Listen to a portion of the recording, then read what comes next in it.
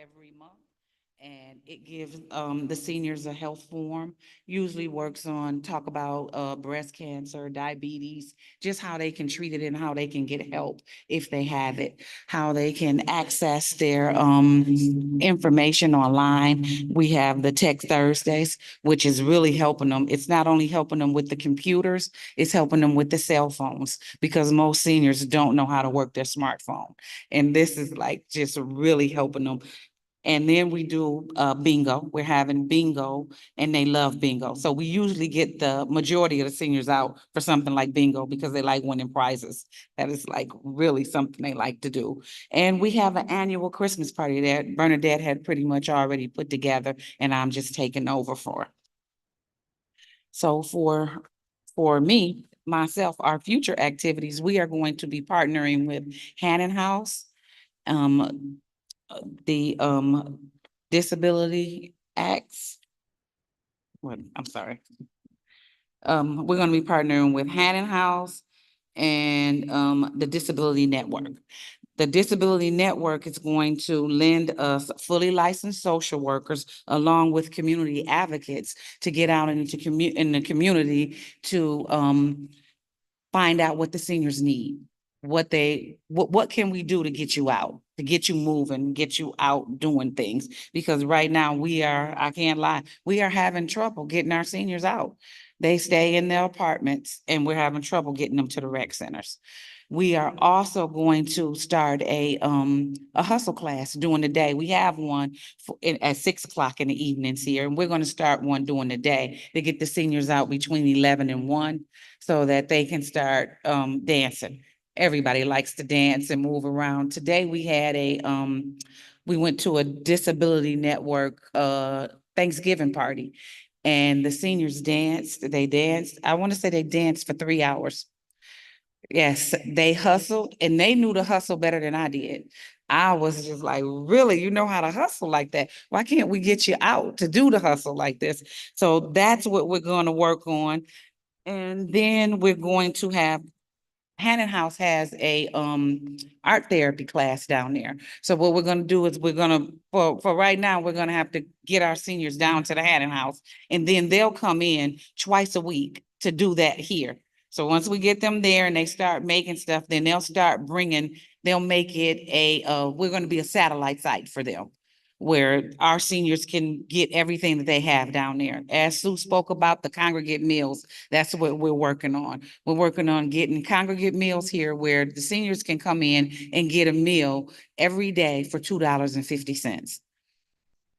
And we're hoping to have that up and running by January. We are also working on we're working on a grant that Highland Park once had, the AARP, Age Friendly Community Action Plan we're working on. That's where seniors can age in place, where they don't have to worry about leaving their homes or leaving the area to go to a nursing home or anything. They can actually age right here in this city. So and our responsibility is to be considerate and respectful, to offer kindness and empathy to our seniors, and to give them understanding and compassion. And that's where we're going in 2025. Thank you all for your time. I appreciate it.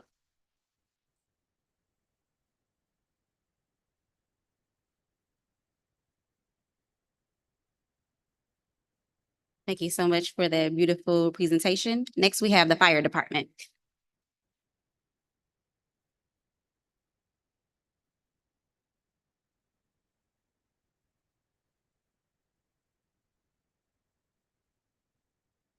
Good morning. I'm Pat Payne. I'm the fire marshal, lieutenant with the fire department. It's going to be short because we're the fire department. Sorry. The chief can't be here, so he's elected to have me do the PowerPoint. I apologize. Anyway, that's the fire station. The next slide. Our current run incidents, we've done 833. Actually, it's 910 as of today. That's up from 647 incidents that we responded to last year. Fires are down, but the incidents are up. The next slide, it shows that with us trying to be more community oriented, we've participated in 24 community events this year to date. The next slide shows the makeup of the fire department. We have 30 employees, make up of the chief, 2 lieutenants, 4 sergeants, 18 full-time firefighters, and 5 part-time firefighters, split up into 2 shifts. That's fire department. From there, he has me switching over to EMS, which on this slide, it shows that this year there was 47 calls for medical assists, and that's up from or down from 63 last year. And then it breaks down, this one is just the month of October. It shows that the call for 911 for the ambulance, there was 260 calls, and it's broke down into where they were transported to, what hospitals, the area. Last slide, and I apologize, it was fast. It shows that we're exploring the medical cost. Well, I'll go down in the line here. The rising costs of medical, and then it costs about $1,300 to call 911 and have an ambulance take you to the hospital. The city currently is paying, and if nobody knows, we contract out our ambulance to a private company, and we pay $400,000 a year for that private company to provide that service.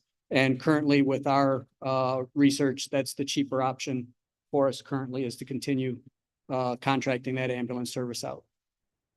And that's it. Sorry it's so short.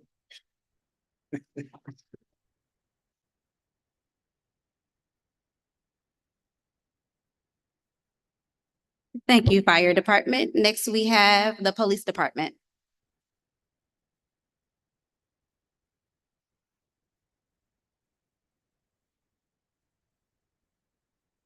Hello, everyone. So that fire speech was double what I would have expected from Hollowell, so congratulations on that. Good evening. Allow me to acknowledge our elected officials and ultimately you as the citizens that make up this great city. I would also like to publicly appreciate the Honorable Mayor who continues to have faith in me in leading this department. And as always, I want to thank the men and women that make up the Highland Park Police Department. You're all very important to me, and I hold you each in high esteem and close to my heart. I recognize that being a member of a police department is a difficult task, and that you make many personal sacrifices to be a part of this team. And for that, I thank you. At the last town hall meeting, I mentioned that we had 3 officers that were slated to attend the police academy. Well, citizens of Highland Park, I'm happy to welcome 3 new members who have successfully completed the Highland Park Police Academy. We should have their pictures up here. Unfortunately, they all couldn't make it today, but they are fully licensed and sworn to serve the citizens and the visitors here in Highland Park. We have Officer Saad, we have Officer Brian Browder, and we have Officer Shaquille Coleman. Brian Browder is a current resident of the city.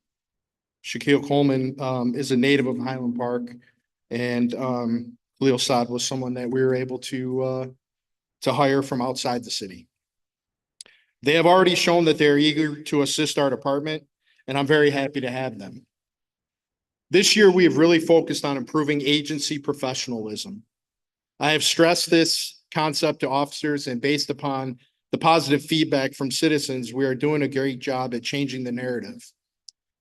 So again, thank you, officers, for your professional service. Let me also say that we have seen a 30% reduction in substantiated citizen complaints. We continue to have an excellent response time for priority run offenses. Highland Park's response time for priority 1 runs is less than 2 minutes. We're also continuing to observe positive trends in our violent crime statistics.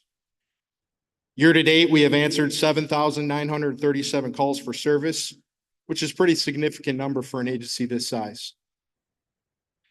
Crime stats, our homicides are down approximately 37%. Our overall violent crime is down 42%. But for me, none of that matters unless that number is 0. And it's not really a gauge of success. For me, I really gauge our success by the response from the citizens. If you feel that we're doing a good job, then I think that ultimately we are. If you don't, then obviously we're lacking somewhere and we need to make improvements. This year, we have definitely ramped up our community engagement efforts. We have successfully hosted a business community meeting, having conversations with local business owners, ensuring effective lines of communications. This aids in a reduction in ordinance violations and other issues that the police department may not be aware of.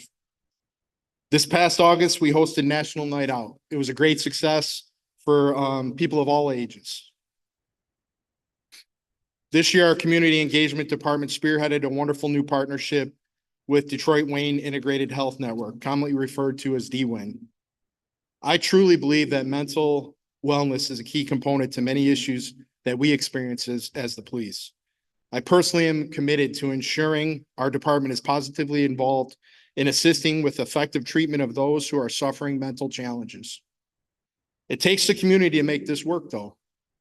I believe everyone has a role. This is why we hosted an 8-hour mental health first aid training for the community. Those who attended received tools to be able to help identify signs and symptoms of those who may be in mental health crisis. We also hosted a suicide prevention recognition training. This training helps with identifying the signs and symptoms of those who may be feeling suicidal. This training also gives tools with dealing with those subjects. I'm also very happy to announce that all of our officers have received the mental health first aid for law enforcement training. For law enforcement, this is the first step to becoming crisis intervention team certified. I have heard your requests and want you all to know by February, we will have at least one CIT officer assigned to every shift. We also are continuing our efforts to have behavioral health specialists assigned to Highland Park. And in working with Judge Officer Holly in the 30th District Court, we also are working on creating a mental health docket. And the benefit of that is basically not everyone needs to go to jail. Some people really need some assistance, and hopefully with that docket, we can provide that. Before I take my seat, if you or someone you know who's interested in joining our amazing team, meet me here on Friday, December 13th from 8:30 to 3:30 for our one-day hiring event. Thank you all for your time.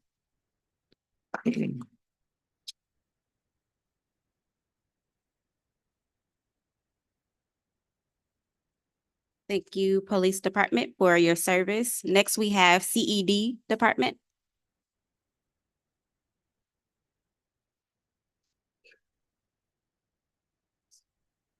All right, good evening.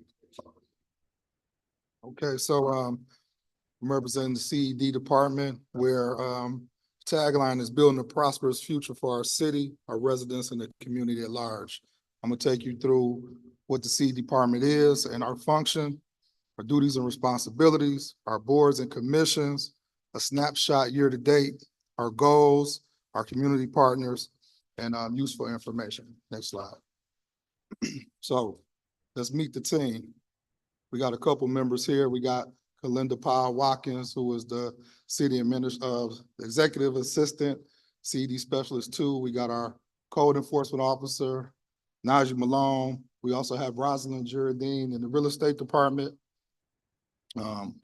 McKenna just came on as our building and planning department, but I would like to acknowledge and thank Safe Built. Safe Built has been acting as our building department since 2018 when the city got the building department back. Before that, the state was doing our buildings and inspections, and Safe Built came in and served us well and got us together, but we decided to go with McKenna because they offer the planning department, which is needed for where we're headed. So it's all encompassing, and Safe Built did a great job, but I look for a really good future with McKenna.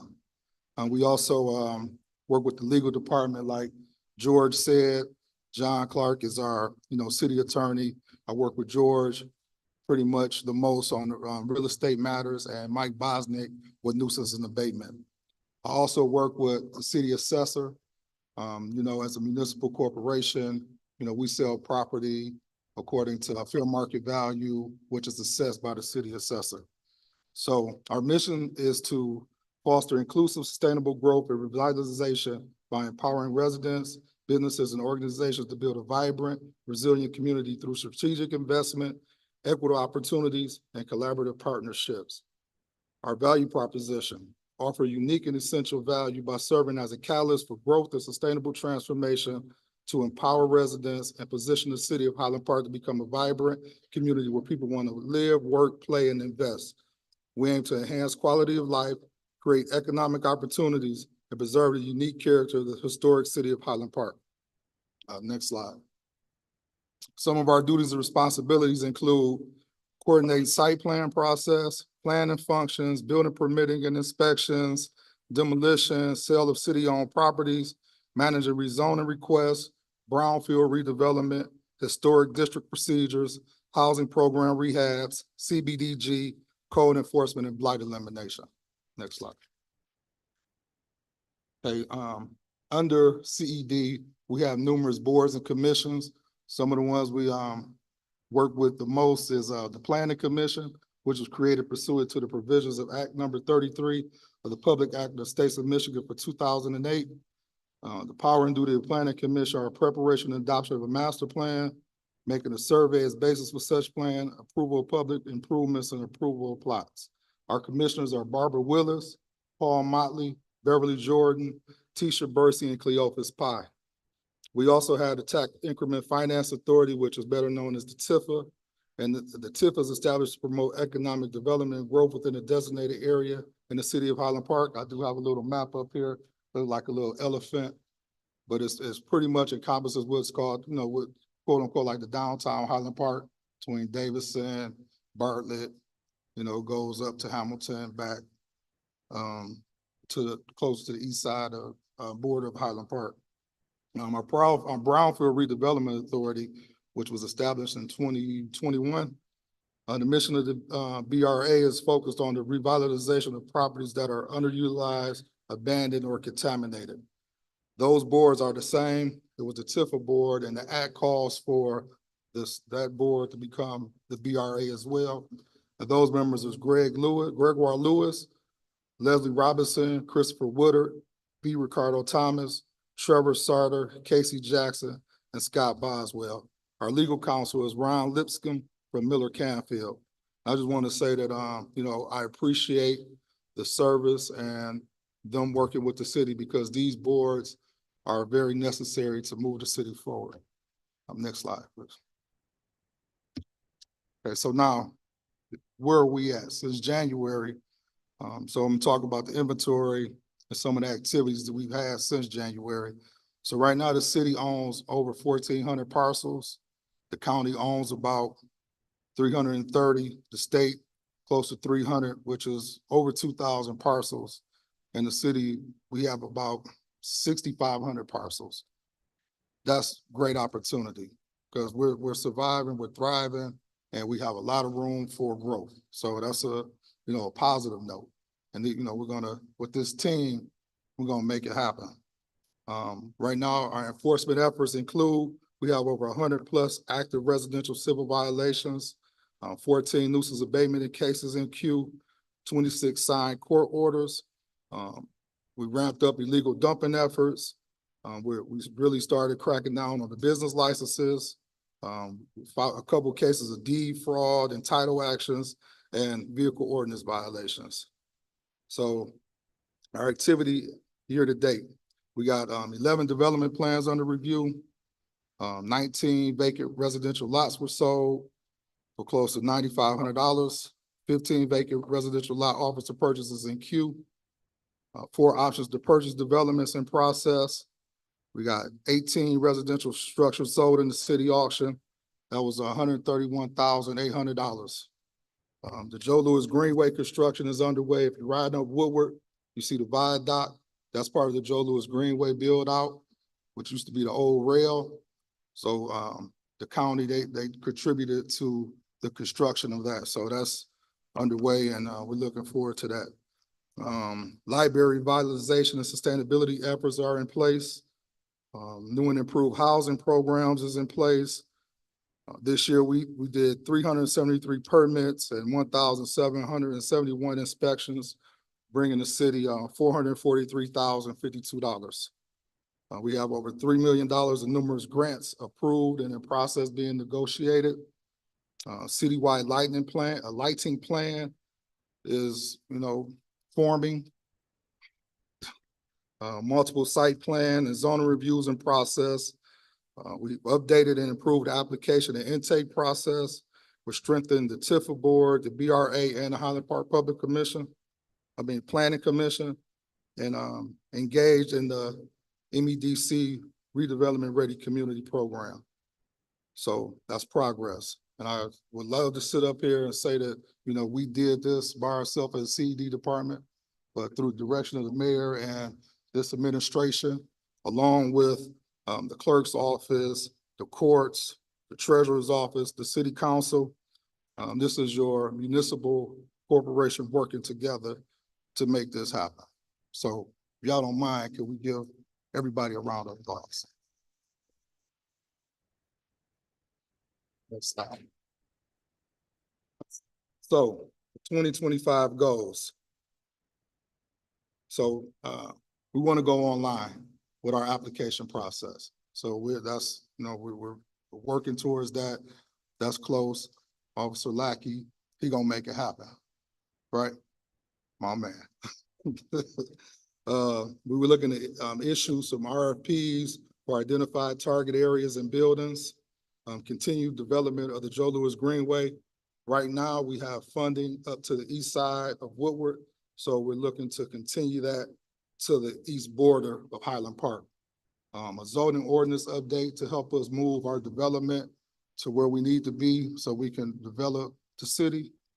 We're strengthening the nuisance abatement efforts, all these speculators and these buildings with these private owners.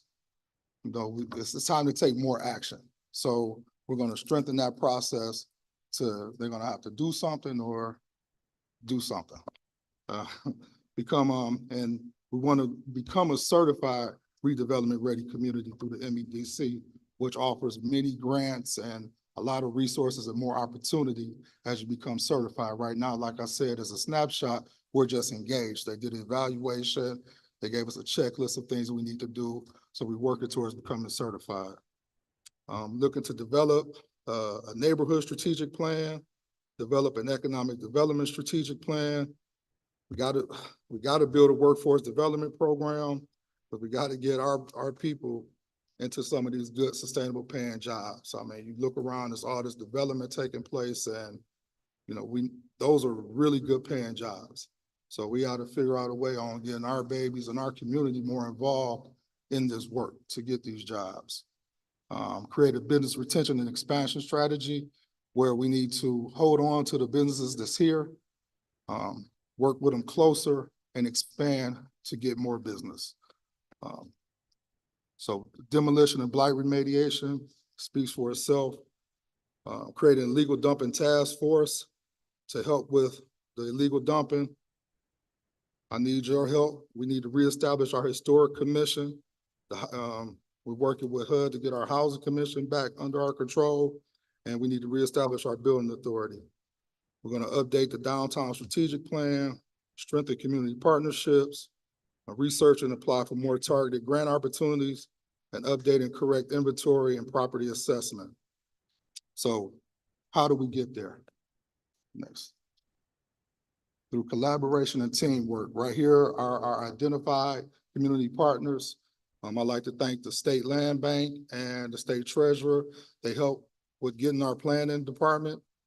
I work with the Wayne County Land Bank and the Wayne County Economic Department. We meet twice a month, talking about how we can move and better Highland Park. So all this stuff is happening. We work with MISTA, MEDC. Like I said, we have a lightning plan where we work with DTE and Solidarity. The Michigan Municipal League is around, SIMCOG, New CC, Highland Park Business Association, Highland Park Urban Development Initiative, and Wayne Metro. But the biggest community partner, who was that? What you think, Pastor Brenda? You, that's right. How did you know? Yeah, but the community is the biggest community partner. So next year, look for a lot more community engagement pieces We need your input. We need your feedback. Like I said, we got 2 seats on the planning commission that we need to fill. We got to reestablish our historic commission. We got to get our building authority together. So we're gonna be looking for the community at large to step up.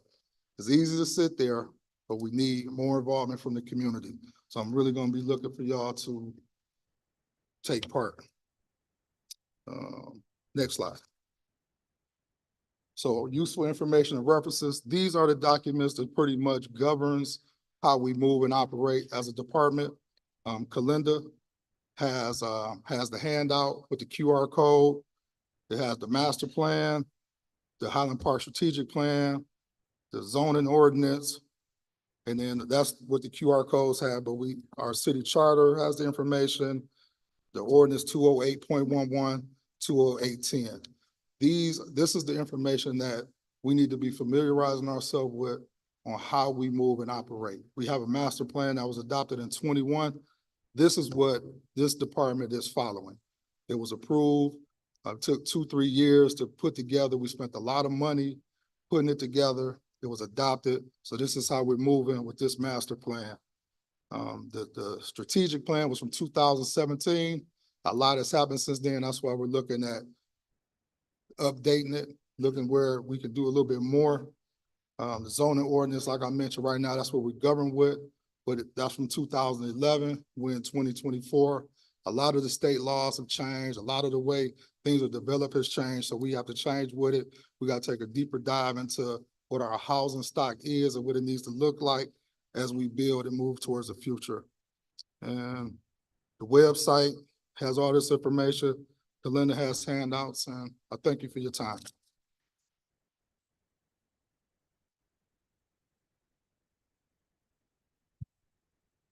We want to thank the CED department for being instrumental in building our community. Next, we have the Department of Public Works.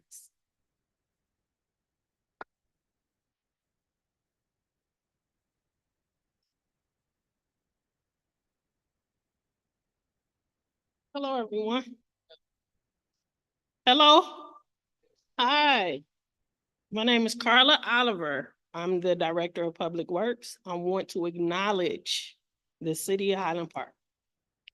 And I also want to acknowledge the person that actually brought me onto this team, and that's the mayor. Okay? So, just quickly, Highland Park is very important to me. My whole family has been raised here. I could have moved anywhere, and I chose to move to the City of Highland Park. So this is a passion project for me, which I think some of you maybe heard me say before. But with that, I want to say I have a team that's exceptional. These gentlemen here are the ones that basically handle this city. And if you can see, it's not a lot of people up here. These people do not work every single day. So it could be 4 people, it could be 6 people, it could be 2 people, depending on the day. But as you know, City of Highland Park is about 3 square miles. With that, there's about 1,500, over 1,500 vacant lots and properties that the DPW is responsible for. With that as well, we handle Woodward, Hamilton, the parks, if they're not being maintained by the adopted people, as well as the rec center, city hall, and other municipal buildings. Can we go to the next slide? So, I'm really proud of the things that's been done here. I've been here since April of this year, actually. So that's about 7.5 months. Since July, we have collected over 800,000 pounds of trash and vegetation. That's only till about the end of October. So it's definitely more than that now. With that, the councilwoman, Monica of District 1, actually took initiative with getting trash cans along Woodward, which you see. which has helped greatly with mitigating littering and trash. That helps us as well.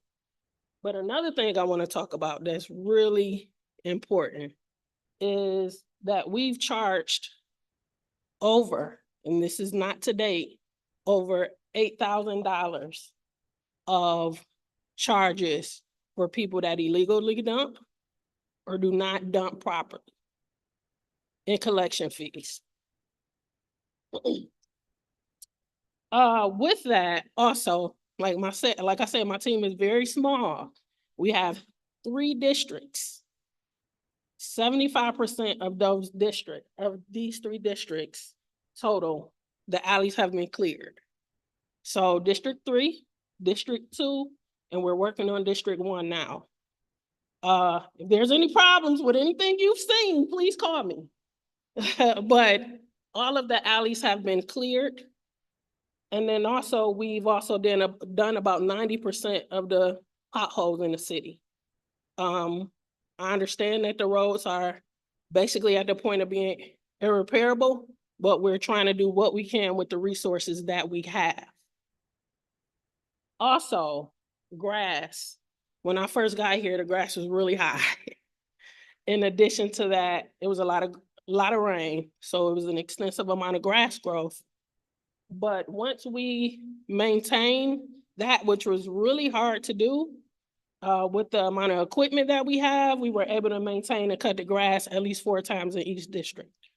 As well as clean over and clear over 13 fields. And why that's important is because I focus on feasibility, efficiency, and safety. When you all are walking around or anybody's walking around, a kid is walking around, we don't want to have to worry about somebody coming around a bush or a lazy man tree, as I call them. So we've been working to alleviate that the best way possible. So can you go to the next slide, please? This is kind of basically what you're seeing right now. So this is in District 3 off of Jocelyn. And this is what it looks like now. This is off of Candler. And this is what it looks like now. This is off of Ferris. We've cleaned all of the fields on Ferris. This is what it looks like now. So when we had a situation where somebody was stealing out of the high school parking lot, it was easily visible to contact to the police. So we're trying to mitigate as much as we can. Next slide. So there are some misconceptions that we deal with a lot with DPW, and I want to go over those because it's very important. Because efficiency also includes time. And with that, we can't handle everything. Even though we want to, we can't. The misconception, and Carlton kind of touched on that, there's homes that do not belong to the city of Highland Park.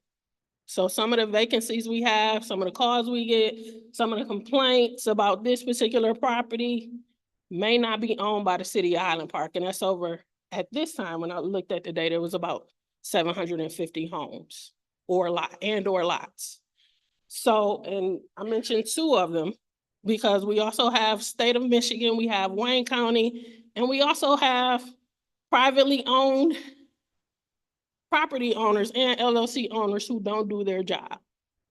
So that's a misconception that everything is handled by DPW. Number 2 is DPW actually is not the first to contact for illegal dumping. Or if there's a issue with your neighbor not putting their trash cans back in an appropriate amount of time. In that case, I get with who I call my tag team partner, and that's actually code enforcement. Or the police if you see somebody dumping. So please be cognizant of that because then that affects how we can handle what we need to do for the city. because it's about efficiency.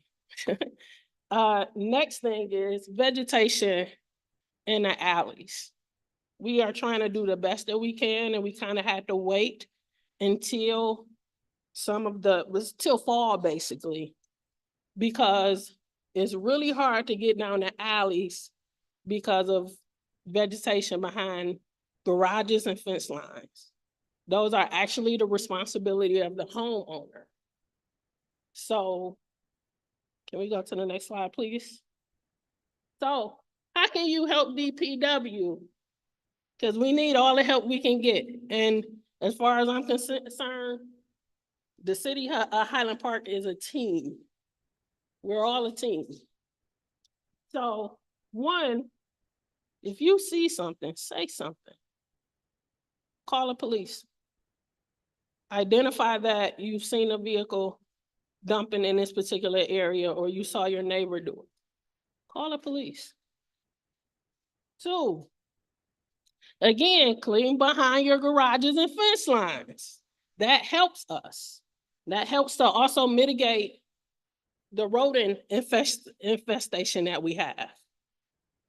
Number three, report neglected properties and lives. So again, the tag team partner, code enforcement, okay? And then trash. Please pull your trash out before pickup, please, and neatly. Okay, because that's also important.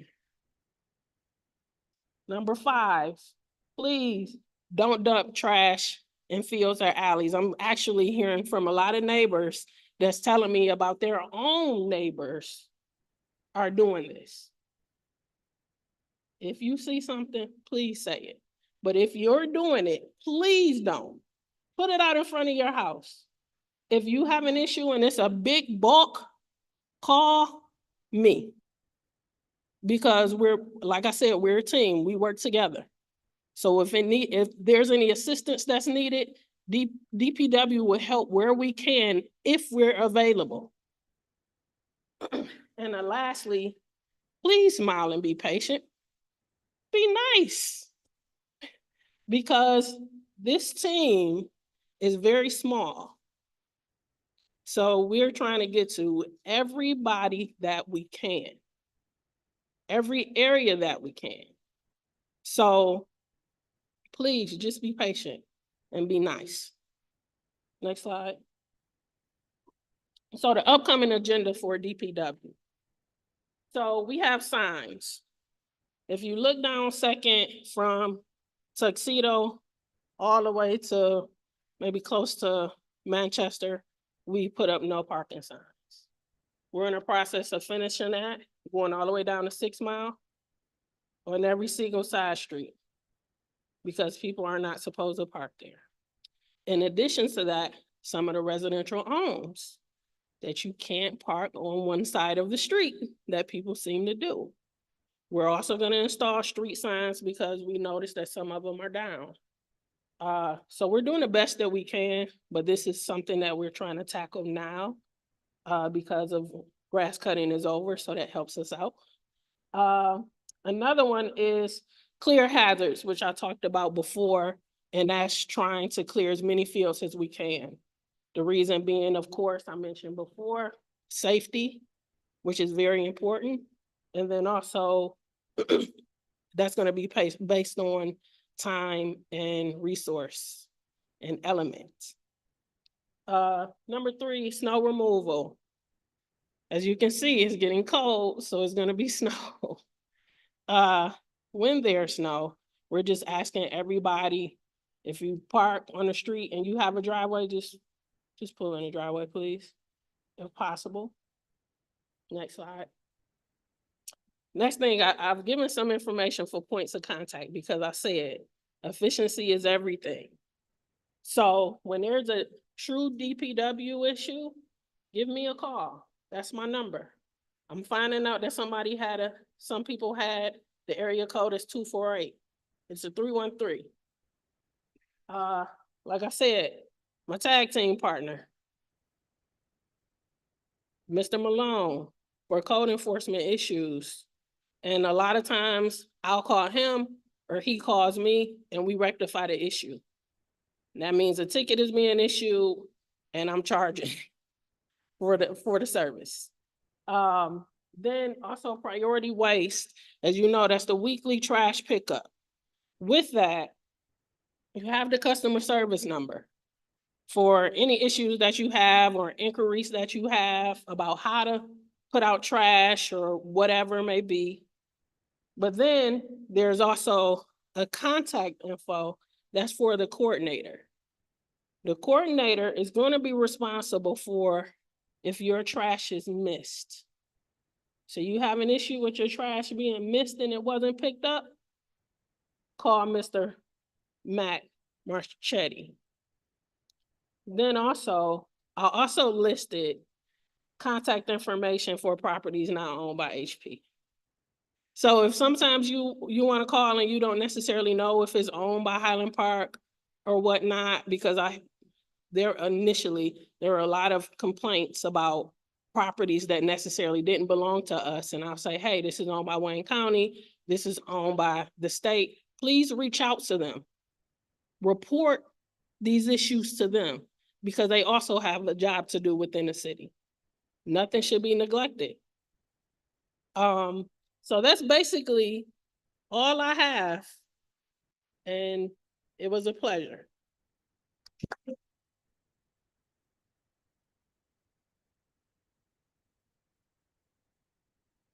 Thank you for keeping boots to the ground to keep our streets safe and sound. Next department, we have Water Department.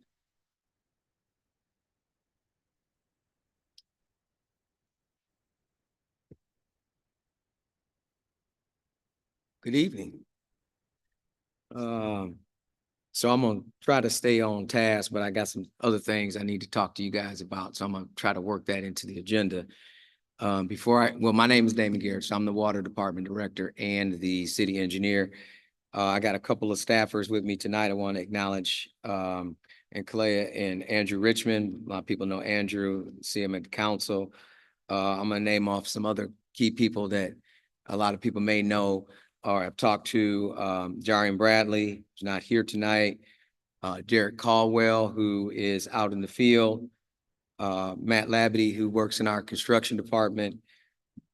Jordan Edwards is in the field and doing compliance. We have three lovely ladies at the customer service center that probably you all know by name. Dominic Calhoun, Michelle Beasley, and Bridget, and Ash Tepes, who works in our construction department. So those are 10 people who work for Highland Park every day. That's about half of our staff that works for Highland Park. Our company is 80 people, so we got about 25-30% of our entire company that works for Highland Park almost every day. So I wanted to put that out there. So just a couple of things here, just on stats. Highland Park has 112 miles of combined water and sewer, about 2,500 inlets and catch basins, and 1,370 water hydrants and valves. So what we have been able to accomplish over the last, call it since 18, we've put 15 miles of water main in the ground. So Highland Park has 60 miles of water main, and so that's averaging about 3 miles a year. So it's 25% of the water main in Highland Park has been replaced, and we've got 45 miles to go. We've replaced 758 lead service lines out of 2,000. So that's about 38% of Highland Park's lead service lines have been replaced since 2018. We've replaced 100 hydrants and valves out of 1,370. So that's about 7.3%. And Highland Park has maintained a collection rate of about 88% over the last 5 years. When we got here, it was 42%. So contrary to popular belief, Highland Parkers do pay their bills. Next slide. So while we're talking about water main lead service line. So that was the years in the past. This is 2025. So next year, we're going to replace another 2.5 miles of water main and 102 service lines. Now, one thing I want to talk about, clarify with folks are a lot of this, majority of this work is state funded. So what happens is we're required to complete an application and take an inventory of these streets and put this on the application. And why I'm bringing this up is we've had some instances where we've gone down these roads and replaced water main and lead service lines. And we've had people either get vacant property or move into homes that were unoccupied and ask about lead service lines. If we've been down the street, that was paid for by the state of Michigan. So if you've come after that's happened, that falls on the homeowner. And the reason why is because when we apply for the application, the state of Michigan will not pay for those vacant lots in those what appear to be abandoned homes. So unfortunately, that's the situation. I have people who come down to the service center and they say, you know, can I get my lead service line replaced? Do I have to pay for that? Unfortunately, if we've been down the street 2 years ago and you moved into a home there, the answer would be, unfortunately, be your responsibility to replace that lead service line. That I just wanted to put that out there because the city does not have money to come back after the lead service lines have been replaced, the water main replaced on the street. We have a maintenance budget. And we have a lot of things that we have to get done with that maintenance budget. We still, even though we've replaced 15 miles, we still have 45 miles. We still have water main breaks. There's still a lot of things that happen. So that's that. I wanted to put that out there because I've received some phone calls. I've had several questions about that. That's not intended to be exclusionary, but the process is we cannot, the state will not allow us to include those properties if they are vacant or if they are not, or people are not living in those homes. Although some people do take possession of homes and taking possession of homes on streets after the fact, the city doesn't have finances for that. So I wanted to put that out there just so you heard the factual information.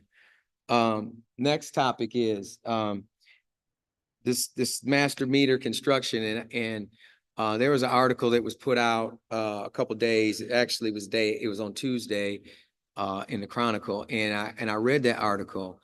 And then when I read that, I'm realizing that some people are getting this meter stuff confused. Like you say, meters. What are meters? So there's two types of meters. We have the residential meters that are in everybody's home, and now what we've been talking about is master meter. Those are different. So the master meter is when the water comes into the city. So that's before it gets to the meter in your home. And the master meters are what we are going to be constructing starting hopefully this February. I got you. We're gonna the master meters are the ones right now that are most important. The residential meters were replaced back in 15, about 90%. So that was before we became the water department. But the city received, I think it was like a $2 million grant. They went around in all the homes and replaced the residential meters. But what we've been talking about and what, you know, all of this, the lawsuit, the basis of this lawsuit was this water usage and how much water is Highland Park using? Well, after the plant shut down in 2012, it's all been a big guess. We know how much water we sell, but that is not the amount of water that GLWA, where we purchase the water from, they're saying that we use a different amount, a much larger amount than what we sell. So just, you know, we sell about 0.6 MGD, 0.6 million gallons a day. And they say that we use 2.11 million gallons a day. So you can see that's 4 times the amount of water that we sell. And we have records of that and we produce that. So part of the resolution to all of this conjecture about Highland Park's bill and overbuild and all of these things was the only way that you can really determine that is put a master meter in the ground and measure the actual water that comes across that meter. We used to be able to do that in the plant. Well, that's been 12 years. So now what's going to happen in the winter is we're going to get these master meters in the ground. And then what we'll see is what that usage is that comes across that meter. And then, anything else could be attributed to leaks or theft or something else. But we're not anticipating to see that be 4 times the amount of water that we sell. Just to give you some point of reference, the kind of water usage they're talking about Highland Park uses is similar to what Hamtramck does. And Hamtramck got 30,000 people in it, and Highland Park's got under 10,000. So that's why we've been arguing for 10 years about usage and all of that, and that's settled now. And now we're gonna get the meters in the ground, the master meters. Get the master meters in the ground, and then we're gonna see what they read, and then that's gonna put us in a position to go back and talk to them about the amount of money that they're billing. So if the amount of units of water go down, the amount of money that they're asking us to pay should go down. So I just wanted to talk, I understand that, sometimes I'm talking and assuming that people understand when we talk about meters. Well, people don't know. So I'm just here clarifying that there are 2 different types of meters. Third thing here is this state high water infrastructure. So we got to Highland Park in 2014. Highland Park was involved in a lawsuit with MDOT, and we wrote an ordinance back then.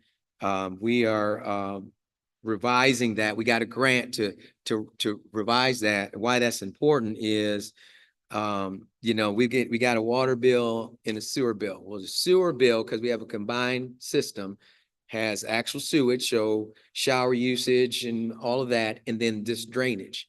So we're hoping that in writing this new ordinance, what we're trying to promote with all the development the CED is talking about is green development, right? We're trying to reduce the amount of impervious area. So that's hard surface, concrete, asphalt, because that runoff goes in our sewer system, and then we get charged for that by GLWA.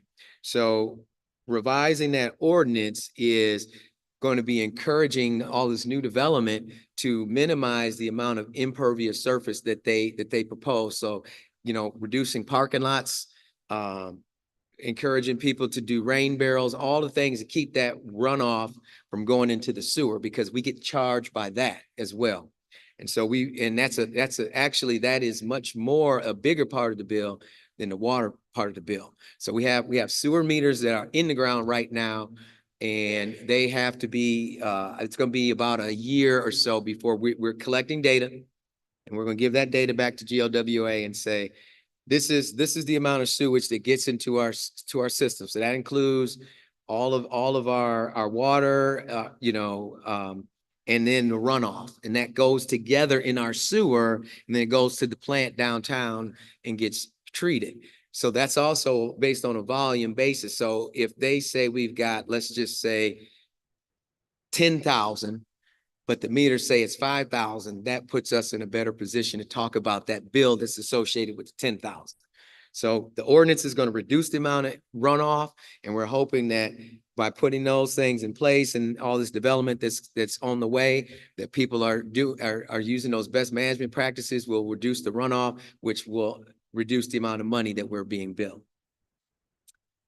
This drinking water asset management program. So many of you may have got this in the mail, this little bifold. And I understand it caused some confusion, right? So people say, oh my goodness, what's going on with the lead? We got lead problems again. Okay, so we don't. So what happened is City of Highland Park got a drinking water asset management grant to go out and expose all of these lead service lines so we can continue to get this funding for replacing those. Well, a part of that requirement is Eagle has their standard document that they ask that we send out. And this is meant to be an informational purposes, just showing you, the lead service line, where it is in the right of way, where it goes to your house, and just kind of best management practices. But this is not a notification that we got lead in the water. Many people might have remembered back in 2018, we had all the press. That was, we had the press conference at City Hall. And we did have a lead exceedance at that time, and we went on 2-year probation, but we have not had an exceedance in Highland Park since that time. So our lead levels have been lower than what the state levels are. And we have a consumer confidence report that we're required to produce every year. And that's on the city website. That's here at the rec center, City Hall Customer Service Center. And it talks about our lead levels. Believe me, if we had lead problems, they would come get me. They would stop giving us millions of dollars to do things. So we do not have lead problems. This is just a notification saying we have lead service lines. That's all that it is. So I want to, if you haven't seen this, if you haven't gotten this, you will get this. Don't ring the alarm. You're good. Highland Park's lead is better than most people with a system that's over 120 years old. So I just want to put that out there. Next slide, please. So this is a map of where these master meters are going to be going. So there's going to be one at McNichols and Hamilton and one at Hamilton and Webb. And those two will go under construction at the same time. So and I'll go over this on the timeline, but on the council meeting on Monday, we got permission from City Council to advertise the bids for constructing all three of these meter pits. These two on Hamilton are going to go in first, and if Mother Nature cooperates with us, we would look to award bids for those in January of 25 and start construction in January, and that construction would be completed by April. Now, I talked about this publication. One of the council members asked me about a timeline about these meters, and I realized that people might have thought that we're talking, I told him 18 months. I think he thought that I was talking about 18 months from now, so into 2026. Just for a point of clarification, what I was trying to say was the process usually takes 12 to 18 months. That's from the very, very beginning all the way through the completion of construction. So right now where we are in the process is design is complete. The modeling is complete. And so we're about halfway done. That's been going on since April. So we're 7-8 months into that. So we're on the last leg of that. And the last leg is getting it out to bid, getting a contractor here to get them constructed and have them done by early April. So that's the timeline. So we've been in this for a minute since the settlement got solved. We've been at work. We've had other engineers working for the city so that we can manage them and not be, we still have to do the business of the water from day to day. So we didn't have time to be designing these meters and doing all that. We had to hire some other people to do that so that we could keep the day to day moving. The third one is up here on McNichols and John R. So those are the three locations which will have meters, master meters, where the water will be entering in Highland Park in those three areas. And we will be measuring that water every day, every 15 minutes. We will get that data. So when it comes bill time, it's no more of this, hey, we think you using this. No, it's like, hey, we actually are using this. That's what after the water goes through those meters, then all that water main that you see goes down in the neighborhoods and goes to the residential meters, which is what is in your home. Next slide, please. So this is a little timeline of kind of what has been going on. So in January 2024, the lawsuit, the forever ever lawsuit was finally settled in January. In April of 2024, we started with this design process. So the first thing that happens in that process is you set up this thing. It's a water model. And what that water model does is it simulates the water usage in the city. And you run different scenarios like, your average water use, your peak water use, if you had a fire. So you set that up and that's supposed to simulate the system. So you can't really get a meter in the ground and start measuring until you simulated how the system's going to work. So before you even go to construction, you have to simulate the system. And then you go to construction and then you actually have the actual system. So that started in April. It was done in about September-ish. In October, we had a third-party design firm come in and design the master meters. And again, that was all, this is all part of the settlement. It was part of the state paying for that. So the ratepayers were paying for that. The state of Michigan has been paying for that. So that started in September, and it wrapped up 90% plans were early this month. So that took them about 3 months to go and design all 3 of those locations that were on the previous slide. And that's how we were able to get to where we were on Monday, where we went to the council and we asked the council for permission to advertise the bid so that those 3 master meters can get under construction ASAP, so that we can get some real readings of what our water use is. January 25, we will be selecting a contractor. So the plans are on the street right now. We're gonna get bids back in sometime in December, about 3-4 weeks. Then we're going to, those bids will be opened at council. So, you know, whoever contractor A, B, C, D, and they'll have their dollar amounts on what they anticipate building those master meters will cost. And number 6 on that timeline is the construction period I'm talking about. And if all things go right, it will go out to bid. We'll get the bids back. We'll start construction in February. If the winter's not too bad, we'll be able to get that substantially complete by the spring, those 2 on Hamilton.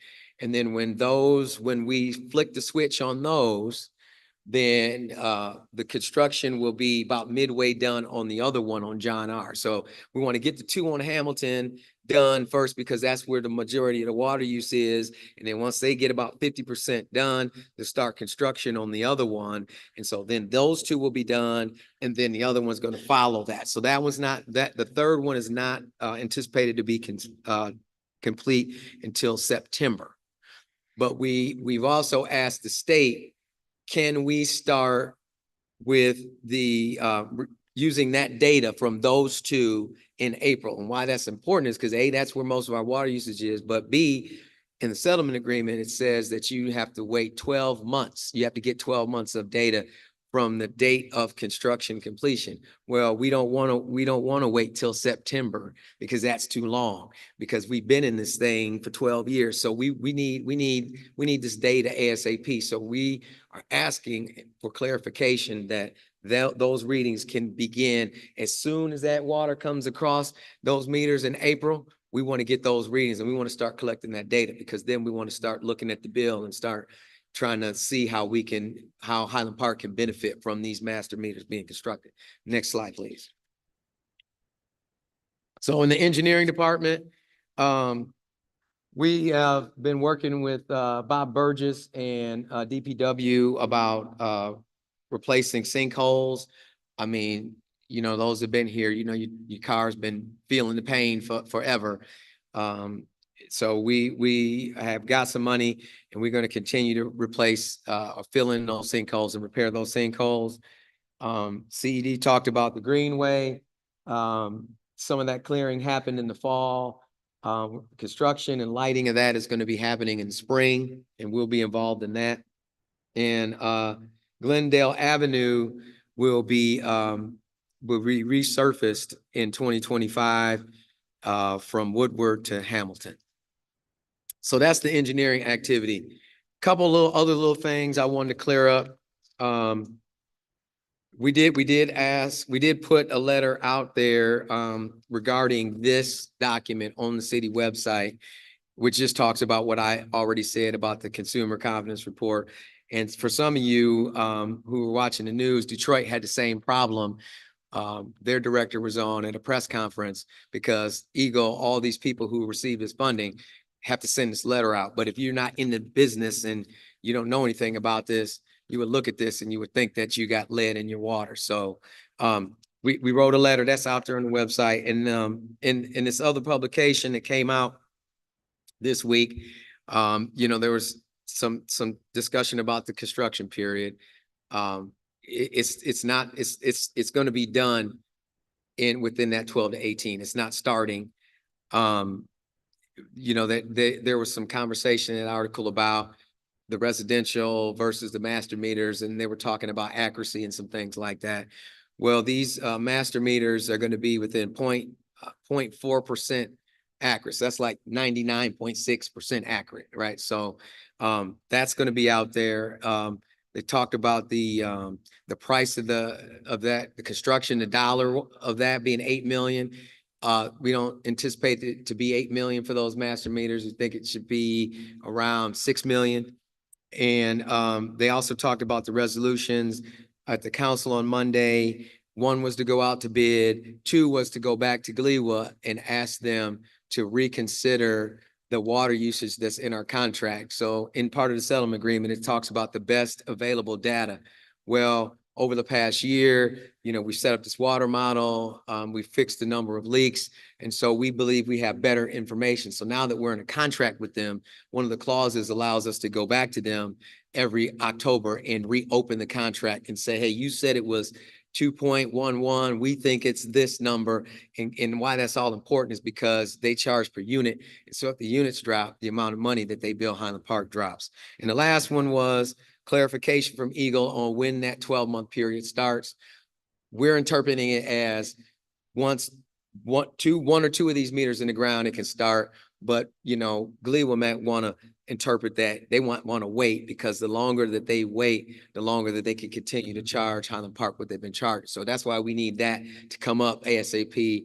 As soon as we get those 2 meters that we talked about on Hamilton ready to go, we want to start looking at that data, because that all gives us better negotiating power with GLEWA. So I can talk to you guys for a lot. That's why they always save me to last.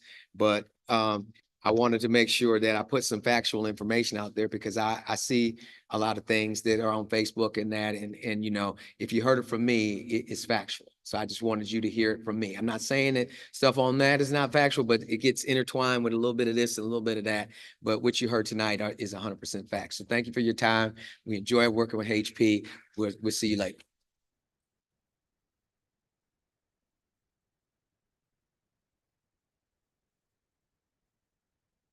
Thank you for that update from the Water Department. And last but not least, we would like to bring up Madam Mayor to give us our closing remarks.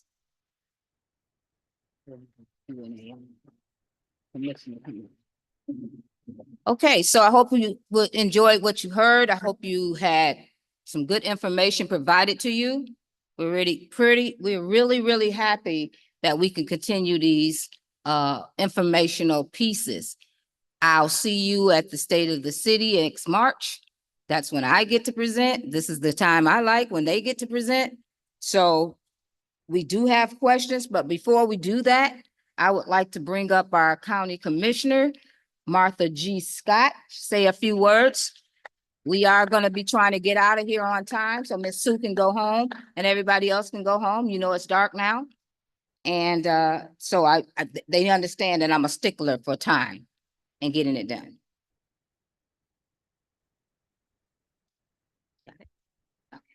Thank you, Madam Mayor. Good evening, everyone. It's an honor and a pleasure to be here, and I heard some great things tonight. So I know that my city is back on the move again. All right? Yes, I love this city. I've been here a long, long time. Been here through the good times, the bad times, the in-between, but no matter what, I love me some Highland Park, okay? But I do represent more than just Highland Park. I represent all of Hamtramck, and I represent a large portion of the east side of Detroit.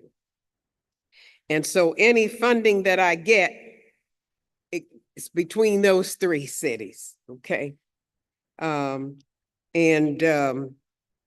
As Sue had mentioned earlier about the park on Hamilton there, that we were glad that some signage finally got there and it's looking good. And I'm glad I was over there the other day when we got the signage up, and it really looks nice. But before I forget, let me just introduce my staff person that does my community, Derek Hale. Would you stand, Derek? All right. Yeah. Derek and I served together when we were legislators. And so he had a little extra time. So I have him doing my community meetings and stuff now, so. Okay, I guess that's about it. But let me thank you all for the last election. I won in the primary, so in the general, it was just me. Because no Republican ran after, you know. So thank you all, and I thank the state legislators for giving us 4 years this time. We've been doing 2 years forever, you know, so now it's 4 years. So I got 4 years to continue to work with you. And so I look forward to working with each and every one. All right. Thank you all. Appreciate you. Thank you, Madam Mayor. You're welcome. You're welcome. Thank you for always being there. Okay, so before we start our questions, I have just one more thing, and that is I want to take time to let you guys know we're going to continue this work. We're going to continue this work. We're going to not be distracted. If you have concerns, you're free to call the city, the administration. Any questions for the administration, come straight to my office. My administrator, executive administrator, she picks up the phone. I have her administrator picks up the phone. Miss Watkins picks up the phone. Miss Dumford picks up the phone. Our phones are ringing, and if you have any questions, feel free to come call up there. Give us 24 hours to 48 hours to respond, but make sure you call us. Just like Ms. Oliver said, going on Facebook, and I'm gonna have to talk about this, and I do it at my coffee and conversations. Posting things on Facebook that you should be calling the administration about does not get responses. We're not gonna respond to Facebook because we're not always on there. We might see it 2 days later. So if it's something important, if it's something that you've seen, if it's something that you heard, if the police department needs to know, please do not call me and say, can you call the police? You just wasted 2 minutes of the time that the police officers could come. We've had people call and say they stealing things off of the Ford Field. Can you call the police? Well, now they're gone. So if you call the police directly, that's 2 more minutes that they have to get there. Fire department, I think it's a fire on my street. Please call the fire department. By the time I call them, the fire is blazing. Putting it on Facebook. Do anybody know when the trash pickup is? Please call DPW or call City Hall. If you're putting it on there, I saw this, that, and the other. There's some dogs roaming on the street. Call the police department so they can get the dogs, because by the time they get there, the dogs are gone. And we don't want to have those incidents where someone just got hurt because you're on Facebook asking questions. We're available. As you can see, I kind of run a tight ship. We're behind right now. We should have been finished by 7 so we could have those questions answered for the next 20 minutes. I'm sorry, 20 minutes, but now we're behind.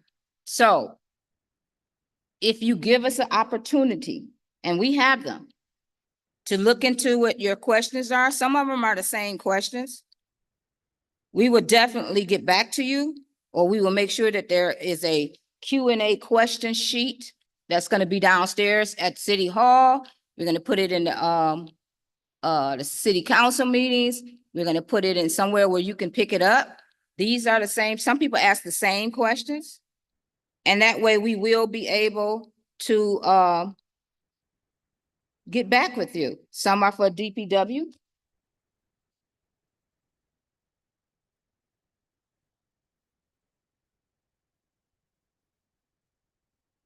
Well, we have one here that's also for DPW, but it's asking about the mayor and the city council. Mayor Anderson can support residential developers that are spending hundreds of thousands of dollars improving the housing stock in the city of Highland Park, particularly with installing of the water service lines and, of course. Definitely, well, I can only speak for me. Development is the most important thing in the city right now. Without it, we will die. I'm not being bleak, I'm being truthful. If we do not develop this city and bring more people here, the city will perish. And people are sitting there waiting for us to perish. There's people waiting in the backgrounds for the city of Highland Park to be dissolved. Not on my watch. I will continue with CED. We're gonna work to get this city back in order. We're gonna follow the charter. We're gonna bring violations to anybody who wants to break the charter. We're gonna bring whatever is necessary to move forward in this city. And that's just the bottom line. If you're not here to grow, I don't know what else you're gonna do. We have ordinance that we have to follow. I'm not gonna break the laws because somebody else want me to. But if we follow the laws in the city, we can get things done. And that's just that's it. I tell all my staff, what is your Bible? Y'all don't know? What is your Bible? Okay, I just want to make sure. If it's not in the Bible, if it's not in the charter, we're not doing it. So you have your King James Version, you have your Torah, you have your Quran, and whatever other, and we have the charter. That's our Bible. So just know that. Why do we lack lighting in the city of Highland Park? Let me tell you what just happened this week, Monday. We lack for the people who have moved in after 2011, we lack lighting because of the fact that we don't have enough people in the city to pay for those extra lights. Those lights were put in when we had 40,000 people. And they was charging us for 40,000 people worth of lights. We only have 10,000 people. The math is not mathing. So because the math is not mathing, we cannot pay for those lights. Now, are we working to bring lights back? We just got a new ordinance passed by the city council for solar lights and solar energy and whatever else we can do. So we have 30 new lights coming from a grant whenever we get the money. We haven't got it yet. We had some money already where we're looking to try to add 10 more to that. So that's 40. If I have to break it up in quadrants, looking at the quadrants, there's 4 as we see it. If you know, if I put 4 into 40, that's 10 in each city, each quadrant. If it's possible, we have to work with our engineers, we have to work with our DPW, we have to work with the DTE to get these lights in. We understand that it's dark. Trust me, we're not the only city that's dark. We're not. And I don't mean that in no kind of way as disrespect, because my street is dark too. I live in Highland Park. But until we can grow this city, and that's what you have to keep thinking about, developments, businesses, more people.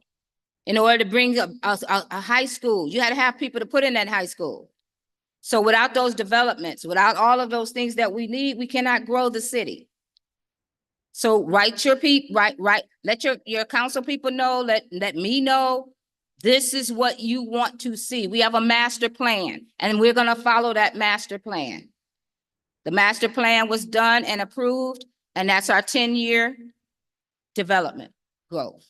So thank you. I appreciate it. I'm trying to see what type of business is going to be in the building on the corner of LaBelle and Hamilton. We don't own that building. We don't know. No one has came to us and saying that there's a development going on. Do you know what's going on LaBelle and Hamilton? Yep. So until they come to the city, they have to apply for permits. They have to apply for all those things. If they're putting a building up there, then we need to send out our code enforcement and find out what's going on over there.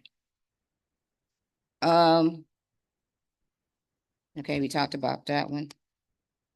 Registration on vacant properties, yep, registration on, if you have a vacant property, you are supposed to register that property with the inspection department. There's a fee. You can't have a vacant property and not register it in the city. You will be ticketed and fined. Register your vacant property to go and then still be registered. 4 or 5 years ago, would it still be? Is there an application? You have to pay every year, right? Yep. Okay. Every 2 years? Yep. So every 2 years, you're supposed to pay for that property. It can't just sit there. It must either be developed, worked on, but you still have to register it. If you have a rental, if you are a landlord and you're renting properties, if your properties are not registered, you're in violation. You must register your rental properties, not only for the safety for yourself, but the safety of the people that live there. So please spread that word. We're coming for anybody who's not doing what they're supposed to do in this city. And it's important that you protect yourself. It's important that you protect the people that you collect money from in your properties. All right. So I'm glad you guys came. Get home safe. And thank you, Highland Parkers.